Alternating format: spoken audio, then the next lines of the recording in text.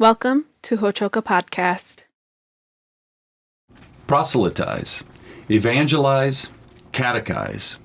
Supporting the spiritual dimension of life with children and adolescents in residential care is difficult to get right.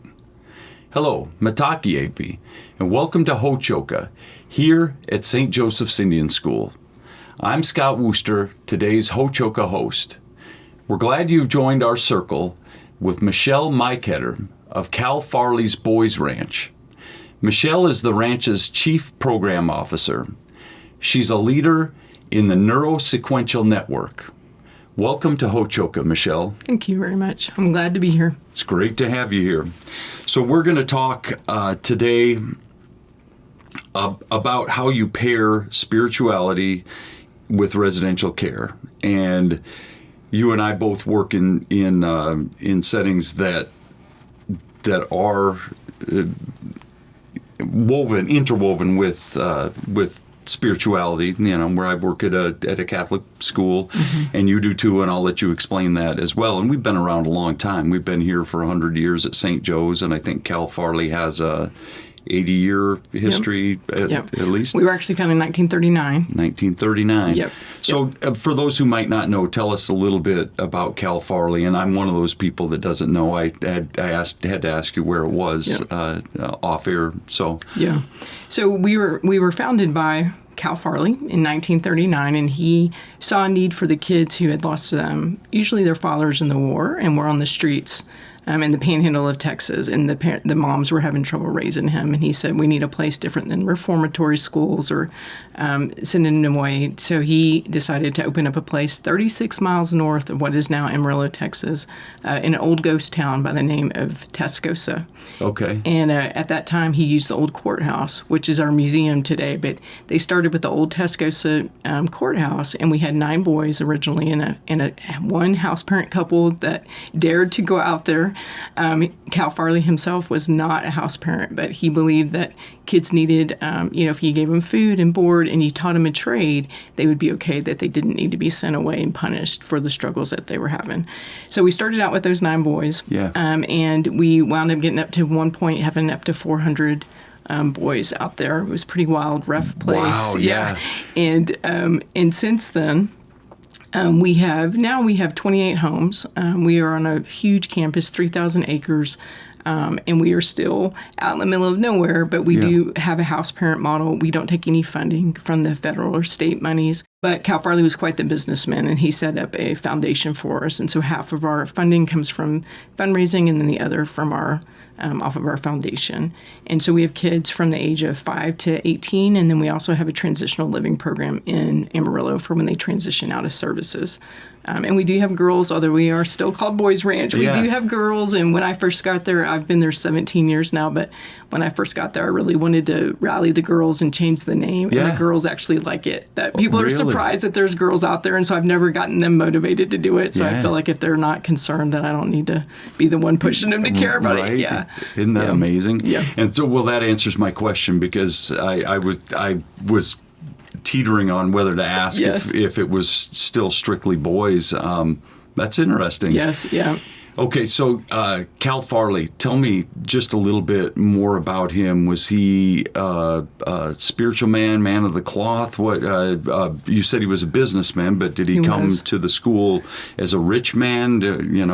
So what he was really good at, so he was a businessman. He had, he wound up having a tire shop in Amarillo, Texas, and he ran a little, kind of like this, like a little podcast, but a radio spot he had, where he would kind of gain support from people in the community by talking about the Boys Ranch and how his boys needed funds for certain things. And so he did a good job going around the nation, building relationships with judges and that kind of thing to get referrals. And so we do have kids from all over the country, not just from Texas.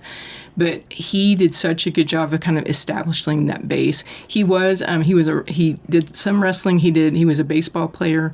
And so a lot of his friends had famous contacts, and they would often bring them out to the ranch and support the ranch. And so we had, Roy Rogers and some different people, and Bob Hope helped us get our water tower and that kind of thing, because he was such a good communicator and relationally bent. And he was a religious man. We are non-denominational, but we have a chapel not nearly as beautiful as you guys, but we have a wonderful chapel in the middle of our campus as well. And so, although we're non-denominational, we understood the importance of spirituality. Okay. And when he passed away in chapel, sitting behind a group of boys he had just talked to. Yeah. Really? Yeah. Wow. What a story. Yeah. Yes.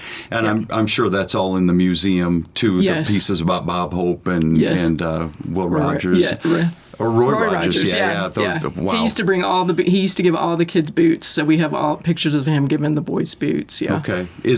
Was it in the beginning an actual and is it still an actual working ranch then? Do the boys do work out there? It is. So that was the primary skill that they were taught, was just how to ranch. And so we are a working ranch. We continue. We have horses like you guys do, but we use them for every aspect. So we use them therapeutically. We use them recreationally. Yeah. We use them for work. We still have an annual Labor Day rodeo that was started 5 years after Cal Farley opened the Boys Ranch. He wanted people to come out and see the campus and see the boys' skills that they had developed. And so we have an annual Labor Day rodeo that we still do. But now we offer a variety of things. So it's not just agriculture-based. We have all kinds of things. Like we have a rocketry club. We have arts and design. We have all kinds of culinary classes and that kind of thing. So we've expanded our repertoire a little bit. But we understand that history was important and that there's still a lot of kids, my daughter included, that's a really big aspect of her life is being involved in the horse program. I said in the lead-in that you were the chief program officer, and you told me a little bit about that off air, but what do you do in that role? What does that mean to you? And how long have you been in that role? That's a great question. Yeah. What do I do in that? So I've been in that particular titled role, I think, for 5 years. Okay.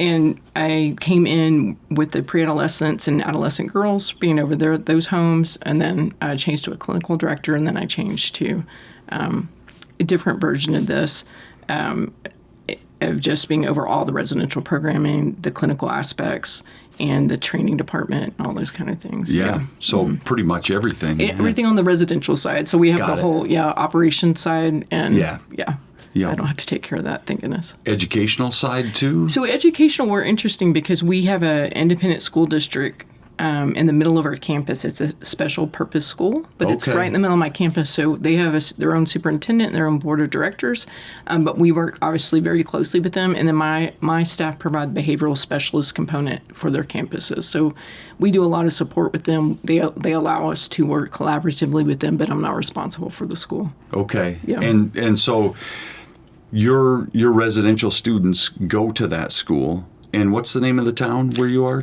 Boys Ranch is the actual town. Mm-hmm. So there aren't kids that come from the neighboring town of Trasco? Tascosa. Yeah, that's what. Tascosa. So Tascosa is where we are now. So it was Old Tascosa, and so we built Boys Ranch on Old Tascosa. Okay. And so we do have staff kids, teachers' kids, my own kids are allowed to come to participate. Got it. Yeah, in the same school. Okay. Mm-hmm. So it's not like a public school where kids would come from all over. other places. Mm-hmm. No, because we're so far out, there's nowhere to come from. Your other background is you're a licensed counselor. Mm-hmm. You're in charge of the counseling program there. And I oversee it. There's something that a lot of the research now is focusing on brain. Well, it has for a long time, but I mean it's a big focus right now. But I haven't heard of the neurosequential network, and so I'm curious. As a counselor, I want to get into that with you. Mm-hmm. Can you explain what that is? Yeah. So I started at Cal Farley's in 2007, and then I actually read an article. It was in a journal that was called the Reclaiming Youth Journal.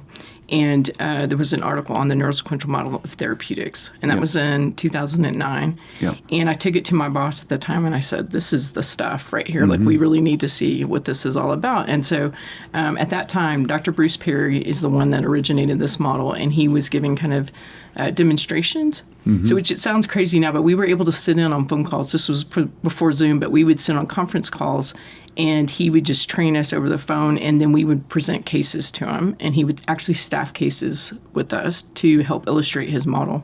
So we started his certification program in 2010 and became a certified site in 2012. Okay. And then I was chosen as one of his, at that time he was calling us fellows, just to be recognized that we were certified for training in his model. Okay. And really, the neurosequential model is a way to look at how our experiences and relationships impact our brain development and how that impacts our current functioning and our relational health.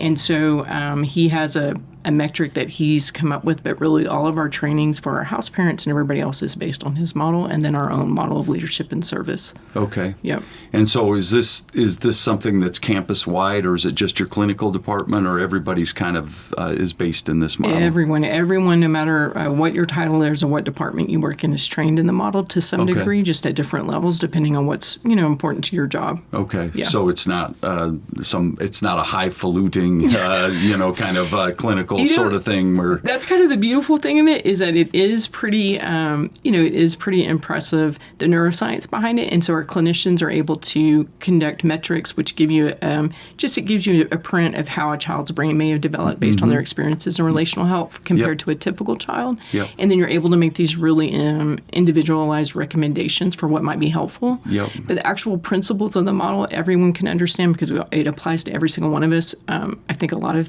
times we think it's just the kids, and really it's every single adult also. Right. Yeah, and so it goes from the simplest things of just being in relationship and building regulation skills to the most complex of actually developing the metric and then individualizing treatment. So yeah. And anecdotally, has it been successful in your mind? It's been amazing, and we were a part of a study where we just looked at our incidents, our serious incidents and the decrease of that once we implemented the model, and it was significant. And it's also just the culture of the entire place, how it shifted, because when I first started, I made a lot of mistakes where I was trying to apply it only to the kids and not to the staff. And so we were running more of a behavior modification with staff and more relational model with the kids, which did not work. And so we had to stop and pull back and realize the entire system needs to be, cohesive in what you're trying to do and integrated. And so once we kind of went through some of those mistakes and restructured it, things got so much better. Our culture got so much better. The people that found us, that wanted to work for us, we started finding the right people that were a good fit for that model. And so, but it was a long journey. I say it took us at least 8 years, just as where I could say I felt comfortable saying that's what we were doing, instead of just training that and talking that we were actually living that. So I want to turn to the topic of spirituality, and I think it's kind of interesting that, we had SCJs. We were established in 1927. The Catholic Church is a big part of what we do here. You said that yours is non-denominational, but you talk about the spirituality of the place being a big part of that. And I think, I know you think that getting the spirituality right in residential care is an important thing. And you talk about the shift that's made from traditional to transformational. What does that mean for folks that are involved in residential care, the traditional to transformational, or what does it mean to you? Yeah, so in all aspects, so I had worked at other facilities, and the spiritual component was always separate from the residential, right? It was like you have spiritual programming and then residential programming, and there was no integration of those things. And when we were using behavioral management techniques, so phases and colors and points is what we were doing. But, that is about immediate compliance. And so what we talk about is what we want is long-term transformation. And something that once children leave our facility, they know how to act, and not because they're on a certain color or they have, a certain level, but because we have caused a transformation within them instead of external controls to manage that behavior. Right. And so some of the traditional beliefs with spirituality and our religious programming was, more emotional manipulation, the use of shame, a lot of those kind of things. And we have a wonderful senior chaplain by the name of Mike Wilhelm. And he went through all of our trauma-informed care training and went through the training with the neurosequential model that all of us were going through. And so there was a lot that he took in and really appreciated about the population we were working with. And so for a lot of the at-risk kids that we have, they've either had an absence of spirituality and religion, or they've had it being used in coercive ways to punish them or to make them feel bad about themselves. And then, there's just a lot that when you have these difficult backgrounds, a lot of what we're talking about in religion and spirituality is hard to comprehend because you haven't experienced a lot of unconditional love and acceptance in your own life to believe that that's something that does exist. So we talk a lot about the experience that they have with us in relationship is how they learn about God's love and acceptance, is that it's going to be through our relationship more than it's going to be through us, lecturing them or threatening them or doing those kind of things. So at St. Joe's, we have what we call the circle of care, and it's as old an idea as it could possibly be, but we've kind of formalized it here recently. It's the idea that you have these different areas of what you do here, your educational piece, your residential piece, your spiritual piece, your social-emotional piece, everything that you would need to help a child in a holistic manner. In the center of that circle is the child. And if you look at this from a Lakota perspective or a Native American perspective, if you have your circle, there's no beginning, no end, and it goes in a circle. Everything is completely connected. So what we're trying to do here, I think, at our school, and what I think I hear you saying that you're trying to do at your school mirrors this in your own way, is to make sure that spiritual piece is a part of everything that happens at your school.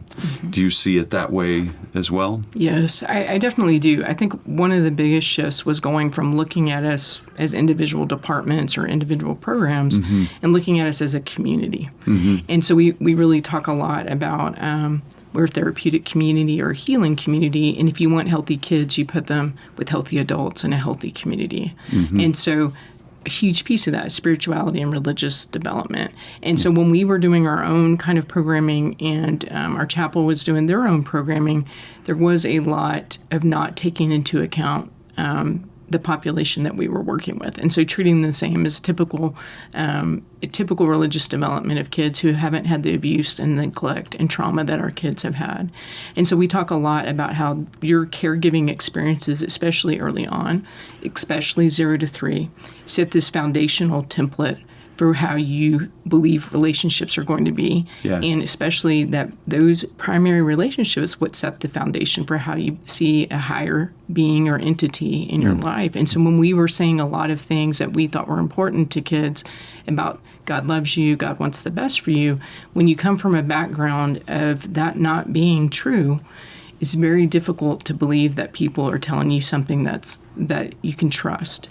And so what we talked about was having those reparative experiences through the relationships with us, that we would show unconditional positive regard and love and acceptance, regardless of their ability to conform to our rules and our behavioral standards, right? And so that's a big change for people to understand. But what we're trying to do is repair those templates that say I can't trust that someone cares about me or is going to take care of me. And so we're trying to show them more through our relationships than we are just talking to them about it in a cognitive way. Right, because you, again, I said the word highfalutin earlier in the podcast, and you and I we can sit and we can talk about the theory behind it, and we can discuss it, and it makes sense to us, and it makes sense of how we want to approach things, and it gives us a direction for the way things should happen with a broader group of adults who are working with the kids.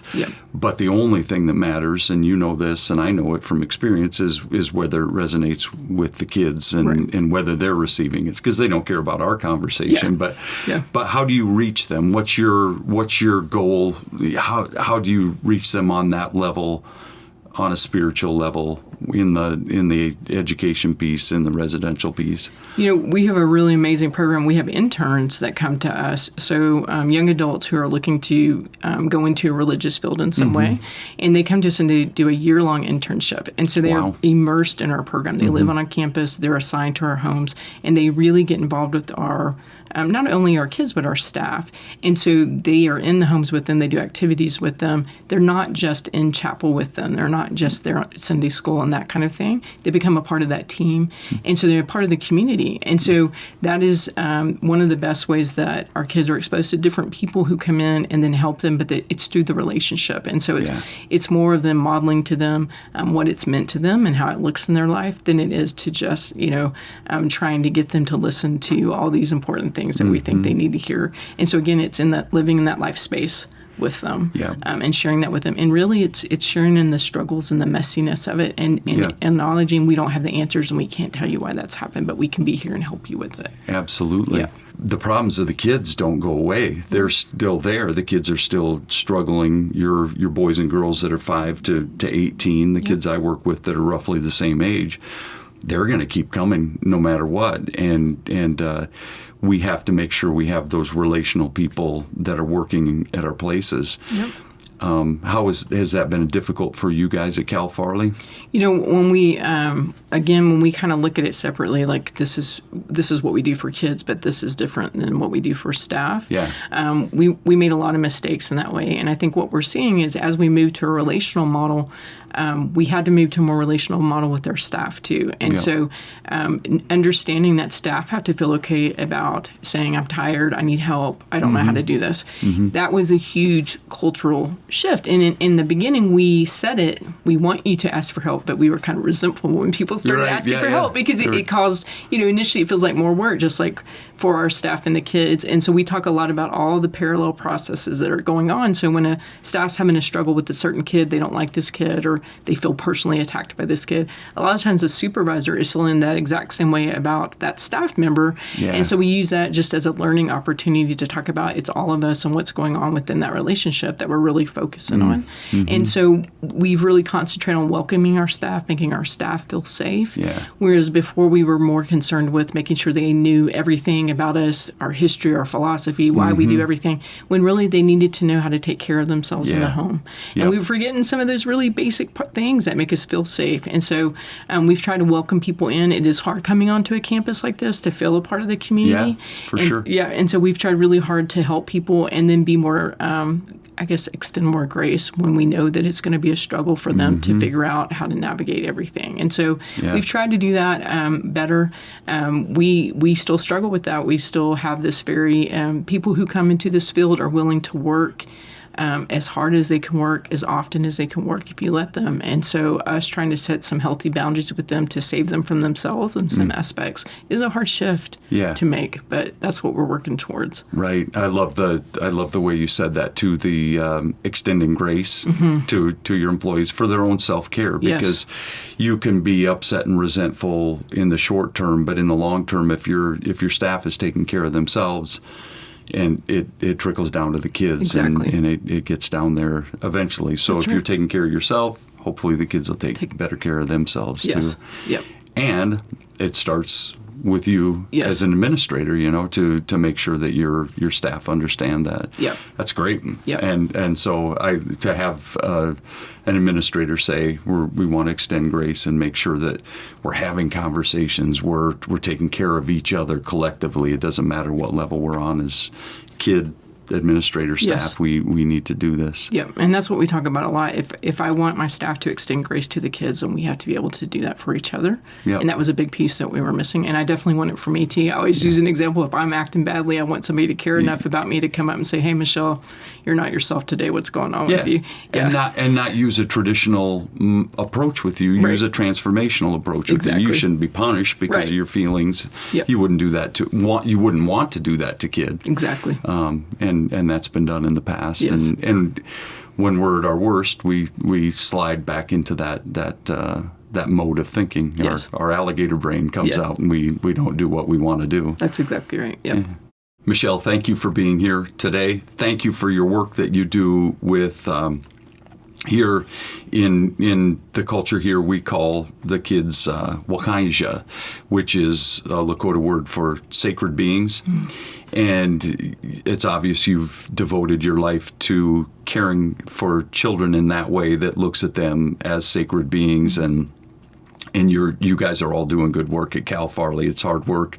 Rolled up the sleeves, and for that we say Wopila, which is like a sacred way of saying thank you from the Lakota people. So thank you very much. Thank you for what you do, and thank you for, of course, being here on Ho-Choko with me to shoot the breeze back and forth about this important work that we do each day. Yeah, it was an honor. It was fun too. Awesome. Yeah.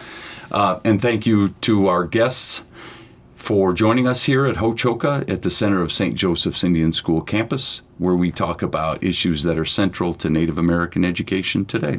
Until next time, stay centered.